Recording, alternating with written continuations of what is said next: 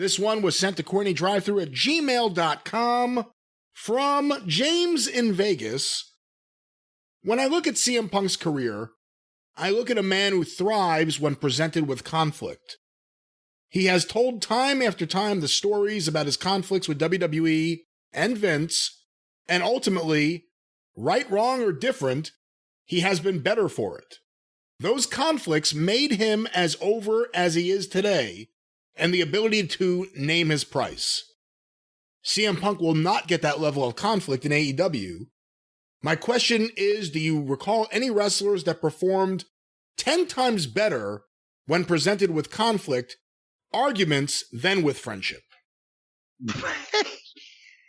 I don't know about that question, because I don't know if you can say that he's thrived because of the conflict or in spite of the conflict. And actually, maybe because of some of the conflict just being public, the people of the generation of 2010 through 2020 were smarter to the wrestling business than the people of the generation of 1990 through 2000.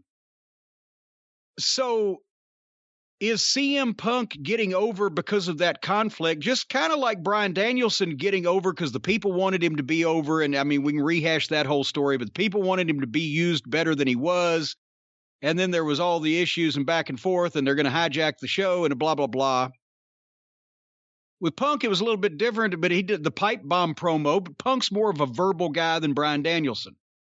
Bryan Danielson can cut some promos when he's motivated, but that's not his forte, where it is more of Punk's. The point is, it's an offshoot of Steve Austin, the anti-authority, anti-establishment, take this job and shove it, which worked in any era pretty much. It was Dick the Bruiser, 20 years before Steve Austin. Except Austin was pushed to the top by the same person that he was having the goddamn confrontation with, because Vince McMahon, because people were just finding out about the real Vince McMahon and the dynamic he had and the owner and et cetera, et cetera. Punk was having a real conflict with the same guy and his minions play out, and people were so much smarter, they knew about it, and they managed to integrate that into the deal. I don't know that Punk would have necessarily been happier or better served if he hadn't had conflict and argument, but everybody's had to fight some level to get to the top or to stay at the top or whatever. But at least Punk's was the same kind of thing to me as an Austin, or as the anti-establishment hero or the underdog trying to fight back against the fucking asshole boss. It's just that it was more real because everybody knew about it by this point. What do you think? Well, he's asking, I think, a little bit more about the behind-the-scenes stuff than actually how it's presented on camera.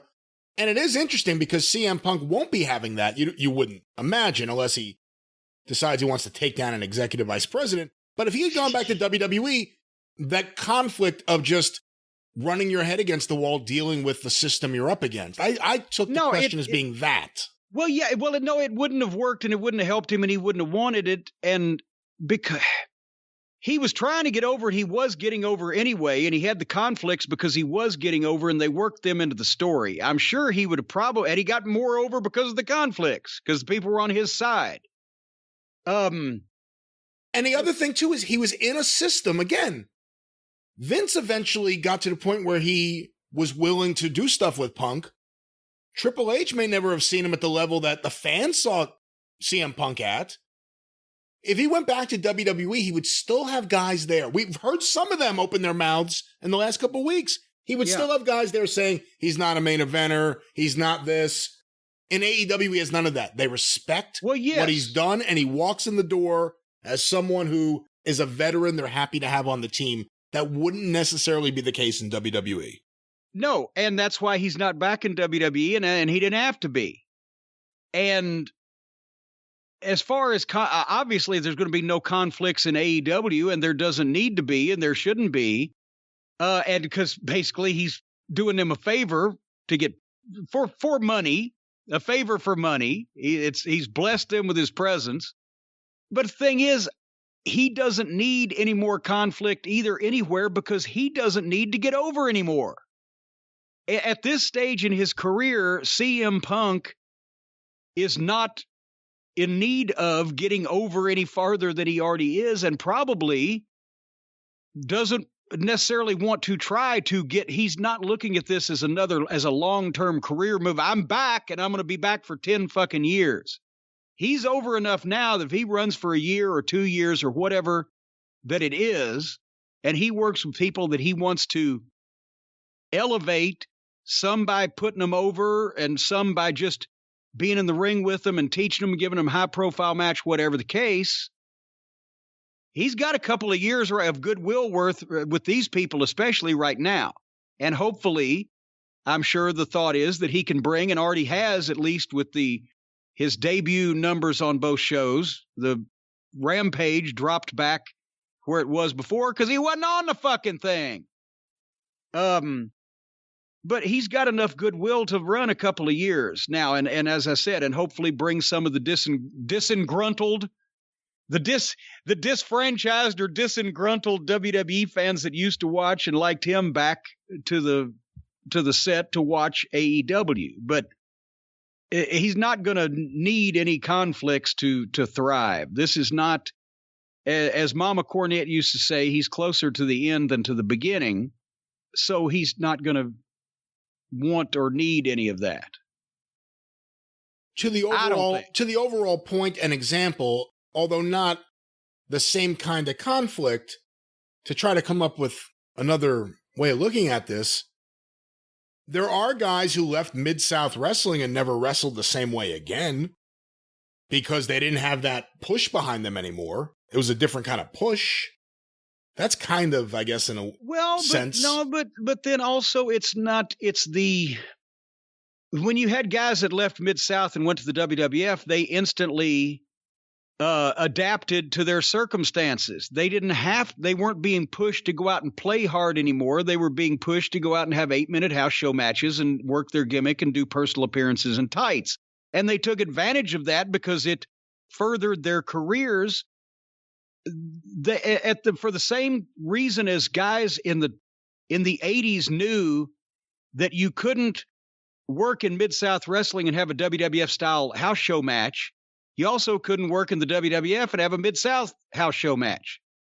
So you adapted to the surroundings and the environment that you were in, but that, it just depended on whether anybody ever went back in the other direction as to whether let's face it, Koko Ware was one of the most impressive athletes in wrestling from 1981 to 1985, and then he went to the WWF and got fat and got a bird and never had another good match. But, sometimes that goes one way, sometimes goes both ways. But the really top talent could adapt to their environment and do their shit either way. And for the record, Coco got the bird and then he got fat. Just want to make sure Well, are you insinuating he ate the bird? No, the bird. I mean, somehow he didn't eat the bird as he gained all that weight. You would think one of those nights on the road, maybe it's a little late. Things have happened. You're hungry. Hey, there was a Memphis TV that apparently Plowboy Frazier was on the outs. He had switched and become a babyface. Funny we're talking about Plowboy in the Nia Jax program.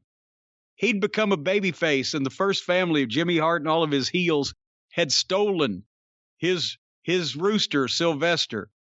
And the Hart and the whole First Family, I think Coco was still in it, and Chick Donovan, I know, had a drumstick. They came out on TV one Saturday morning eating a fried chicken, and they said it was Sylvester. Anyway,